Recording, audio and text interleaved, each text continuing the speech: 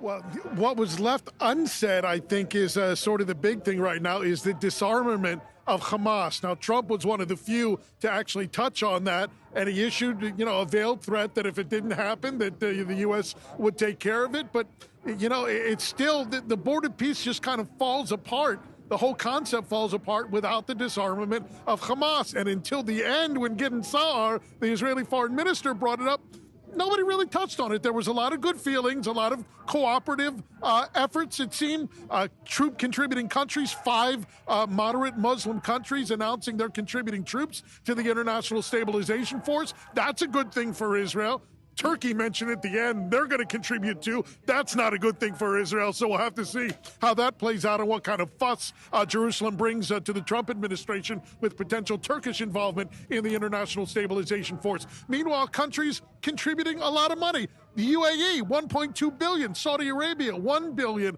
And that was a big question mark as to whether countries would donate big dollars to reconstruction without the disarmament of Hamas coming up first, because a lot of countries said, how can we contribute money when there could be a war that breaks out again tomorrow? So maybe that gets the ball rolling in that particular sense. Now, we spoke with Tony Blair, the former British Prime Minister, now a member of the Executive Board of the Board of Peace. Remember, he was originally tapped to lead it before Arab blowback because of his previous involvement in the Middle East led to another choice in the particular matter. We offered a range of questions to Tony Blair about where the Board of Peace really goes from here and how do you get to the final mission of a successful Gaza Strip. Here's our interview just a short while ago with former British Prime Minister Tony Blair. A positive atmosphere today, still some questions left to be answered. I guess the big thing is, where do we go from here?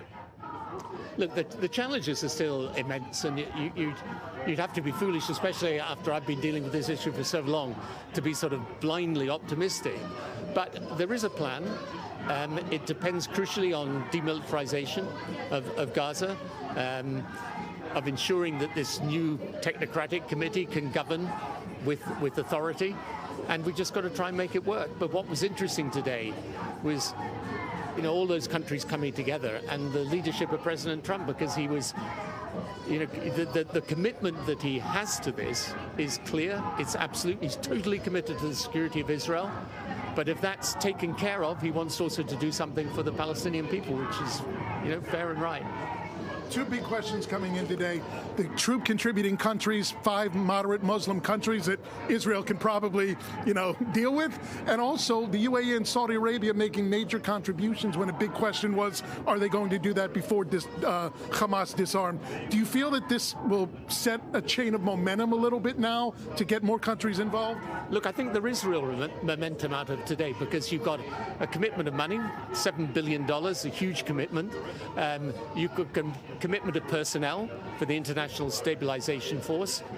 You've got a commitment on the civil policing, because there's got to be a new police force, people who will be vetted, by the way, by the government of Israel, to make sure that we don't have people who are going to take that in the wrong direction for the people of Gaza. So there's a lot there, and as I say, it's not that people don't recognize there's still immense problems, and in Israel, there'll still be a lot of skepticism, frankly. When we know that, we understand that. But we have a plan, and we're pretty committed to delivering it. There are a lot of countries that came here as observers today.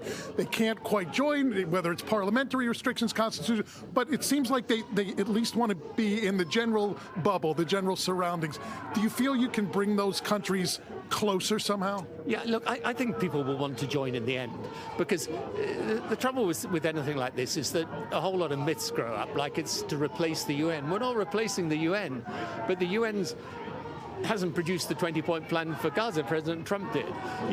The UN's not handling the Russia-Ukraine peace talks. President Trump is. So it's a recognition that the peacemaking is going to be effectively led by America, but with a coalition of supporting countries. And that doesn't displace the UN. We've got a UN resolution for Gaza.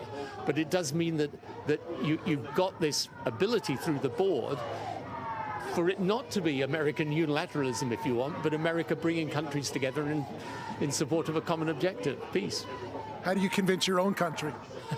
Well, I'm on that.